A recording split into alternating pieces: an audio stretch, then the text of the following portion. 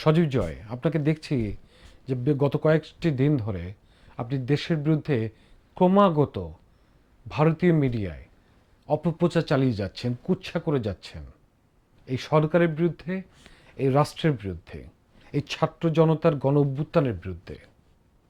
এবং এই প্রত্যেকটা মিথ্যা অপপ্রচার, প্রত্যেকটা প্রতি বিপ্লবী পদক্ষেপ ব্যর্থ হয়েছে। আজ আপনি ভারতের কাছে সংবিধান রক্ষার জন্য আপনি সাহায্য চাইছেন। কত বড় দেশদ্রোহী আপনি! আপনার মধ্যে দেশপ্রেমের কোনো ন্যূনতম আমি কোনো ছিটেফোঁটা আমি দেখতে পাচ্ছি না। আসলে বলুন তো, আপনি আসলে কে? আবার আপনি জানাচ্ছেন 90 দিনের মধ্যে নির্বাচন দিতে, দেশে এসে নির্বাচন করবেন। 90 দিন কেন?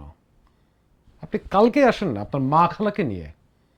ওই জনতার মঞ্চে শহীদ মিনারে আপনাদের বিচার হবে। যে পরিমাণ শত শত মানুষকে আপনারা হত্যা করেছেন, নির্যাতন করেছেন, তার ঘানি টানতে হবে আপনাদের হাজার বছর ধরে। হাজার বছরের শ্রেষ্ঠ দাগী আসামি আপনি এবং আপনার পরিবার। বাংলার জনতা, ছাত্র জনতা আপনার জন্য অপেক্ষা করছে অধীরে। দেখি কত বড় সাহস আছে। পালিয়েছেন তো লেজ গুটিয়ে মোদির ওখানে। ও, ভারতের মোদির রক্ষিত তো আপনার মা, এই জন্য তার কোথাও জায়গা না হলেও মোদির পায়ের তলায় আপনার মায়ের স্থান হয়েছে। বাহ!